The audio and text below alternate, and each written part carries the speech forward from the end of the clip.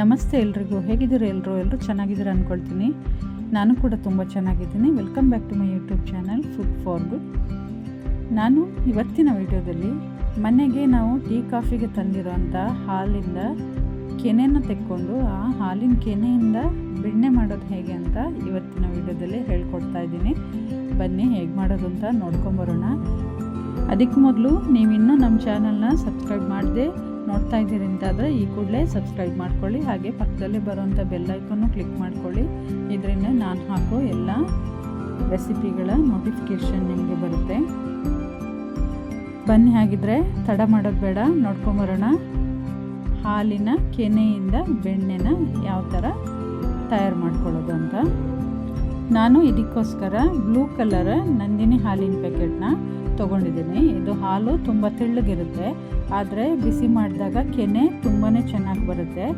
ಬೇರೆ ಆರೆಂಜ್ ಅಥವಾ ಗ್ರೀನ್ ಸಿಗುತ್ತಲ್ವ, ಅದರಲ್ಲಿ ನಿಮಗೆ ಕೆನೆ ಬರಲ್ಲ. ಈ ಬ್ಲೂ ಪ್ಯಾಕೆಟಲ್ಲಿ ಮಾತ್ರ ನಿಮಗೆ ತುಂಬ ಚೆನ್ನಾಗಿ ಕೆನೆ ಬರುತ್ತೆ. ನಮಗೆ ಬೆಣ್ಣೆ ಮಾಡ್ಕೊಳ್ಳೋಕ್ಕೆ ಬೇಕಾಗಿರೋಂಥ ಕೆನೆ ಇದರಲ್ಲಿ ಸಿಗುತ್ತೆ. ನೋಡಿ, ನಾವು ಈಗ ಸ್ಟವ್ ಆನ್ ಮಾಡಿಕೊಂಡು ಒಂದು ಪಾತ್ರೆನ ಸ್ಟವ್ ಮೇಲೆ ಇಟ್ಕೊಂಡು ಈ ಹಾಲಿನ ಪ್ಯಾಕೆಟ್ನ ಓಪನ್ ಮಾಡಿ ಹಾಲನ್ನೆಲ್ಲ ಪಾತ್ರೆಗೆ ಹಾಕ್ಕೊಂಡಿದ್ದೀನಿ. ಇದನ್ನು ಈ ಥರ ಉಕ್ಕೋವರೆಗೂ ದೊಡ್ಡ ಉರಿಲಿ ಇಟ್ಕೊಂಡು ಉಕ್ಕಿಸ್ತೀನಿ. ಒಂದು ಸಾರಿ ಉಕ್ಕಿ ಬಂದ ತಕ್ಷಣ ಉರಿನ ಸಿಮ್ಮಲ್ಲಿ ಇಟ್ಕೊಂಡು, ನೋಡಿ ನೀವು ನೋಡ್ತಾ ಇರ್ಬೋದು, ಪೂರ್ತಿಯಾಗಿ ಸಿಮ್ಮಲ್ಲಿ ಇಟ್ಟಿದ್ದೀನಿ. ಈ ಥರ ಸಿಮ್ಮಲ್ಲಿ ಇಟ್ಕೊಂಡು 8ರಿಂದ 10 ನಿಮಿಷ ನೀವು ಹಾಲನ್ನ ಕಾಯಿಸ್ಕೊಳ್ಬೇಕು. ನೋಡಿ, ಇದೇ ಥರ ಕುದಿತಾ ಇರಬೇಕು ಹಾಲು. 8ರಿಂದ 10 ನಿಮಿಷ ಇದೇ ಥರ ಕುದಿಯೋಕ್ಕೆ ಬಿಡಬೇಕು. ಸಿಮ್ಮಲ್ಲಿಟ್ಟಿದ್ರೆ ಈ ಥರ ಕುದೀತಾ ಇರುತ್ತೆ. ನೋಡಿ, ಸ್ಟವ್ ಆಫ್ ಮಾಡಿದ್ದೀನಿ. 10 ನಿಮಿಷ ಆಗಿದೆ. ಇವಾಗ ಕೆನೆ ಕಟ್ಕೊಳ್ತಾ ಬಂದಿದೆ.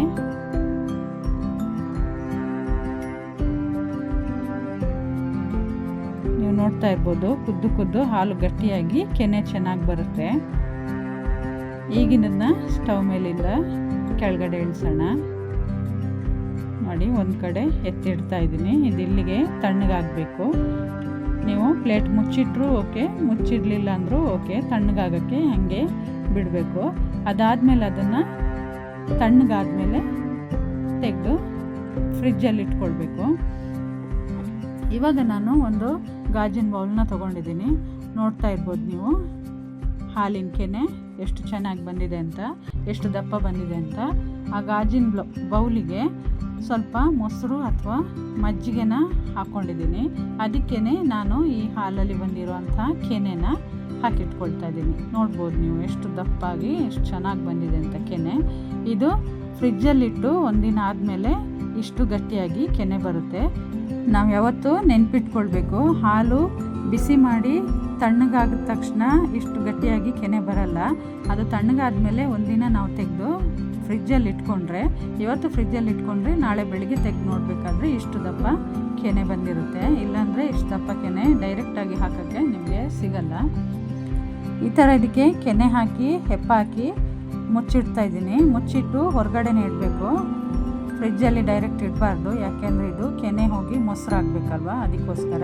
ಫ್ರಿಜ್ಜಲ್ಲಿಟ್ಟರೆ ಮೊಸರಾಗಲ್ಲ. ಇದನ್ನು ಹೊರಗಡೆನೇ ಒಂದಿನ ಇಟ್ಟು ಆಮೇಲೆ ಫ್ರಿಜ್ಜಲ್ಲಿ ಇಡಬೇಕು. ನೋಡಿ, ನಾನು ಪ್ರತಿದಿನ ಕೆನೆ ಹಾಕ್ಕೊಂಡು ಇಷ್ಟು ಆಗಿದೆ. ಬೌಲಲ್ಲಿ ತುಂಬ ಆಗಿದೆ. ಇದನ್ನು ಫ್ರಿಜ್ಜಲ್ಲಿ ಇಟ್ಟಿರ್ತೀನಿ ನಾನು. ಒಂದಿನ ಹೊರಗಡೆ ಇಟ್ಟು ಆಮೇಲೆ ತೆಗೆದು ಫ್ರಿಜ್ಜಲ್ಲಿ ಇಟ್ಟಿರ್ತೀನಿ. ಫ್ರಿಜ್ಜಲ್ಲಿ ಇಟ್ಟಿದ್ದನ್ನು ಡೈರೆಕ್ಟಾಗಿ ತೆಗೆದು ನಾನಿವಾಗ ಮಿಕ್ಸಿ ಜಾರ್ಗೆ ಹಾಕ್ಕೊಳ್ತಾ ಇದ್ದೀನಿ. ನೀವು ಹೊರಗಡೆ ಇದ್ದಿದ್ದನ್ನ ಡೈರೆಕ್ಟಾಗಿ ಮಿಕ್ಸಿ ಜಾರ್ಗೆ ಹಾಕ್ಕೊಳಕ್ಕೆ ಹೋಗಬೇಡಿ. ಫ್ರಿಜ್ಜಲ್ಲಿಟ್ಟು ಅದು ಕೋಲ್ಡ್ ಆದಮೇಲೆ ತೆಗೆದು ಮಿಕ್ಸಿ ಜಾರ್ಗೆ ಹಾಕ್ಕೊಳ್ಬೇಕು. ಆ ಥರ ಮಾಡೋದ್ರಿಂದ ನಿಮಗೆ ಬೆಣ್ಣೆ ಬೇಗ ಬರುತ್ತೆ. ಹಾಗಾಗಿ ನೋಡಿ, ಈ ಥರ ಎಲ್ಲ ಒಂದು ಮಿಕ್ಸಿ ಜಾರ್ಗೆ ಹಾಕ್ಕೊಂಡು 2ರಿಂದ 3 ಸರಿ ಗಿರ್ರ ಅಂತ ತಿರುಗಿಸ್ತೀನಿ ಅಷ್ಟೇ. ಜಾಸ್ತಿ ಏನು ರುಬ್ಬಕ್ಕೆ ಹೋಗಲ್ಲ. ಆಫ್ ಮಾಡಿ ಆನ್ ಮಾಡಿ, ಆಫ್ ಮಾಡಿ ಆನ್ ಮಾಡಿ 2ರಿಂದ 3 ಸರಿ ತಿರುಗಿಸ್ದೆ.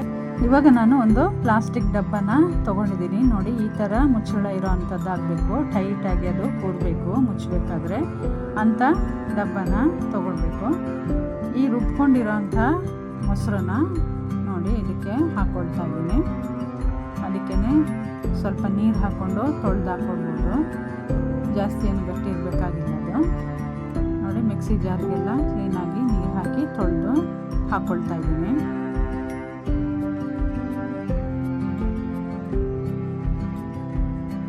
ಯಾವುದನ್ನು ವೇಸ್ಟ್ ಮಾಡಬಾರ್ದು, ಅದರಲ್ಲೂ ಬೆಣ್ಣೆ ಅಂಶ ಇರುತ್ತೆ. ಆದ್ದರಿಂದ ನೀಟಾಗಿ ನೀರು ಹಾಕಿ ತೊಳೆದು ಹಾಕಿ ಈ ಥರ ನೋಡಿ ಟೈಟಾಗಿ ಮುಚ್ತಾ ಇದ್ದೀನಿ. ಇದು ಟೈಟಾಗಿ ಮುಚ್ಚಬೇಕು, ಇಲ್ಲಾಂದರೆ ನಮಗೆ ಇದು ಮಾಡೋಕ್ಕಾಗಲ್ಲ, ಬೆಣ್ಣೆ ತೆಗಿಯೋಕ್ಕಾಗಲ್ಲ. ನೋಡಿ ಟೈಟಾಗಿ ಮುಚ್ಚಿ ಈ ಥರ ಮಾಡ್ತಾ ಇರಬೇಕು. ಒಂದು 2ರಿಂದ 3 ನಿಮಿಷ ಮಾಡಿದ್ರೆ ಸಾಕು.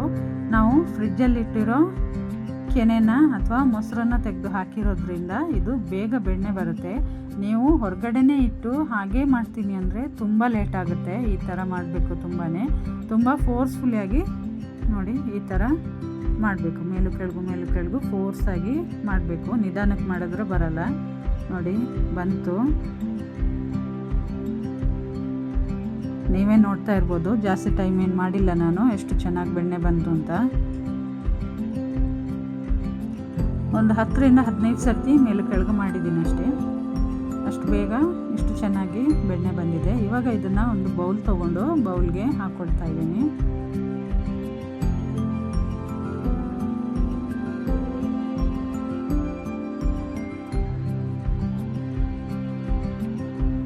ಡಬ್ಬದಲ್ಲೆಲ್ಲ ಬೆಣ್ಣೆ ಇರುತ್ತೆ, ಅದನ್ನು ನೀಟಾಗಿ ಈ ಥರ ಕೈಯಲ್ಲಿ ತೆಕ್ಕೊಂಡು ಹಾಕ್ಕೊಳ್ಬೇಕು.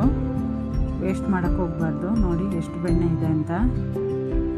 ನಾನು ಇಷ್ಟು ಒಂದು ಬೌಲಲ್ಲಿ ಫುಲ್ಲಾಗುವಷ್ಟು ಕೆನೆ ತೆಗೆದಿಟ್ಕೊಂಡಿದ್ದು. ಡೈಲಿ ಹಾಲು ಈ ಥರ ಬಿಸಿ ಮಾಡಿಕೊಂಡು ಕೆನೆ ತೆಗೆದಿಟ್ಕೊಂಡಿರೋದು. ಅದು ಒಂದು ದಿನದ್ದಲ್ಲ. ಡೈಲಿ ನಾನು ಟೀ ಕಾಫಿಗೆ ಏನು ಹಾಲು ತರ್ತೀನಿ ಅದರಿಂದ ಕೆನೆ ತೆಗೆದು ಇಟ್ಕೊಂಡಿರೋ ಅಂಥದ್ದು. ಉಳಿದಿದ್ದ ಹಾಲನ್ನ ನಾನು ಟೀ ಕಾಫಿ ಮಾಡೋಕ್ಕೆ ಯೂಸ್ ಮಾಡ್ತೀನಿ. ಬರೀ ಕೆನೆ ಮಾತ್ರ ಹಾಕಿಟ್ಟು ನೋಡ್ತಾ ಇರ್ಬೋದು ನೀವು, ಇಷ್ಟು ಬೆಣ್ಣೆ ಬಂದಿದೆ. ಇದು ನಿಮಗೆ ಒಂದು 5ರಿಂದ 6 ದಿನದಲ್ಲಿ ಇಷ್ಟು ಬರುತ್ತೆ.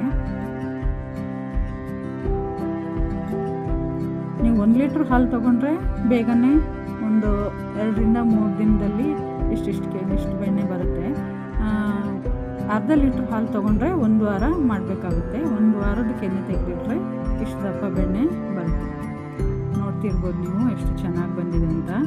ಇವಾಗ ಇದನ್ನು ಮಜ್ಜಿಗೆಯಿಂದ ತೆಗೆದು ಬೇರೆ ಬೌಲಲ್ಲಿ ನೀರು ಹಾಕ್ಕೊಂಡು ಇದನ್ನು ವಾಶ್ ಮಾಡ್ಕೊಳ್ಬೇಕಾಗುತ್ತೆ. ನಾವು ಇದನ್ನು ಮಜ್ಜಿಗೆಯಾಗಿ ಯೂಸ್ ಮಾಡ್ಕೊಳ್ಬೋದು. ಒಂದಿನ ಹಂಗೆ ಇಟ್ಟರೆ, ಹೊರಗಡೆ ಇಟ್ಟರೆ ಚೆನ್ನಾಗಿ ಹುಳಿ ಬರುತ್ತೆ. ಮಜ್ಜಿಗೆ ತುಂಬ ಚೆನ್ನಾಗಿರುತ್ತೆ. ನೋಡಿ ಒಳ್ಳೆ ನೀರು ಹಾಕ್ಕೊಂಡು ಈ ಬೆಣ್ಣೆನ ಅದಕ್ಕೆ ಹಾಕ್ಕೊಂಡು ಈ ಥರ ನಿಧಾನಕ್ಕೆ ಪ್ರೆಸ್ ಮಾಡ್ತಾ ವಾಶ್ ಮಾಡಬೇಕಾಗುತ್ತೆ. ಈ ಥರ ನಿಧಾನಕ್ಕೆ ಪ್ರೆಸ್ ಮಾಡಿ ವಾಶ್ ಮಾಡಿದ್ರೆ ಆ ಬೆಣ್ಣೆಲಿರುವಂತಹ ಹಾಲಿನಂಶ ಅಥವಾ ಮೊಸರಿನಂಶ ಏನಿದೆ ಅದೆಲ್ಲ ನೀಟಾಗಿ ಹೋಗಿ ನೀರಲ್ಲಿ ಸೇರಿಕೊಳ್ಳುತ್ತೆ. ನಮಗೆ ಕ್ಲೀನಾಗಿರುವಂಥ ಬೆಣ್ಣೆ ಮಾತ್ರ ಸಿಗುತ್ತೆ. ನೋಡಿ ಇದೇ ಥರ ಒಂದು 3 ನಿಮಿಷ ಇದೇ ಥರ ನಿಧಾನಕ್ಕೆ ಮಾಡ್ಕೊಳ್ಬೇಕು. ನೋಡಿ ನೀವು ನೋಡ್ತಾ ಇರ್ಬೋದು ಎಷ್ಟು ನಿಧಾನಕ್ಕೆ ನಾನು ಪ್ರೆಸ್ ಮಾಡ್ತಾ ಇದ್ದೀನಿ ಅಂತ. ನೋಡಿ ಎಲ್ಲ ಹಾಲಿನಂಶ ನೀರಲ್ಲಿ ಬಿಟ್ಕೊಂಡಿದೆ. ಈ ನೀರನ್ನ ಚೆಲ್ತೀನಿ. ನೋಡಿ ಚೆಲ್ಕೊಂಡು ಬಂದೆ. ಬರೀ ಬೆಣ್ಣೆ ಮಾತ್ರ ಇದೆ ಅದರಲ್ಲಿ. ಅದಕ್ಕೆ ಈಗ ಸಪ್ರೇಟಾಗಿ ಒಳ್ಳೆ ನೀರನ್ನ ಹಾಕ್ಕೊಳ್ತಾ ಇದ್ದೀನಿ. ಈಗ ಒಳ್ಳೆ ನೀರು ಹಾಕ್ಕೊಂಡು ಇನ್ನೊಂದು ಸರಿ ಇದೇ ಥರ ಪ್ರೆಸ್ ಮಾಡಿ ವಾಶ್ ಮಾಡ್ಕೊಳ್ಬೇಕು.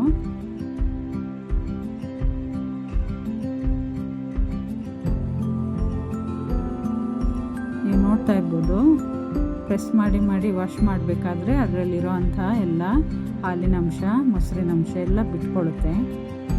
ನಮಗೆ ಒಳ್ಳೆ ಬೆಣ್ಣೆ ಮಾತ್ರ ಉಳ್ಕೊಳ್ಳುತ್ತೆ.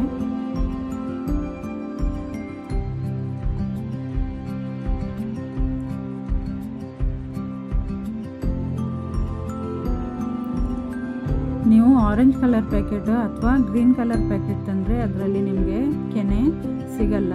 ನಾನು ಅದಕ್ಕೆ ಇದೇ ಹಾಲನ್ನ ತೊಗೊಂಬರ್ತೀನಿ. ಈ ಹಾಲಲ್ಲಿ ಬ್ಲೂ ಕಲರ್ ಪ್ಯಾಕೆಟು. ಇದರಲ್ಲಿ ನಿಮಗೆ ಕೆನೆನೂ ಚೆನ್ನಾಗಿ ಬರುತ್ತೆ ಮತ್ತು ಹಾಲು ಕೂಡ ತುಂಬ ಟೇಸ್ಟಿಯಾಗಿರುತ್ತೆ ಟೀ ಮಾಡೋಕ್ಕೆ. ನೋಡಿ 2ನೇ ಸಲ ವಾಶ್ ಮಾಡಿಕೊಂಡು ಅದರಿಂದನೂ ನಾನು ನೀರು ತೆಕ್ಕೊಂಡೆ. ಇವಾಗ 3ನೇ ಸರಿ ನೀರು ಹಾಕಿರ್ತಾ ಇದ್ದೀನಿ. ಇವಾಗ ಇದನ್ನು ಹಿಂಗೆ ಫ್ರಿಜ್ಜಲ್ಲಿ ಇಟ್ಕೊಳ್ಬೋದು. ನೋಡಿ ಪಾತ್ರೆಯಲ್ಲೆಲ್ಲ ಮೆತ್ಕೊಂಡಿರುತ್ತೆ ಬೆಣ್ಣೆ. ಅದನ್ನು ನೀಟಾಗಿ ಎಲ್ಲ ತೆಗೆದು ಒಂದು ಕಡೆ ಮಾಡ್ಕೊಳ್ಬೇಕು. ನಾವು ಪ್ರೆಸ್ ಮಾಡಿ ಮಾಡಿ ವಾಶ್ ಮಾಡಿದ್ವಲ್ಲ, ಹಾಗಾಗಿ ಪಾತ್ರೆಗೆಲ್ಲ ಬೆಣ್ಣೆ ಮೆತ್ಕೊಂಡಿರುತ್ತೆ.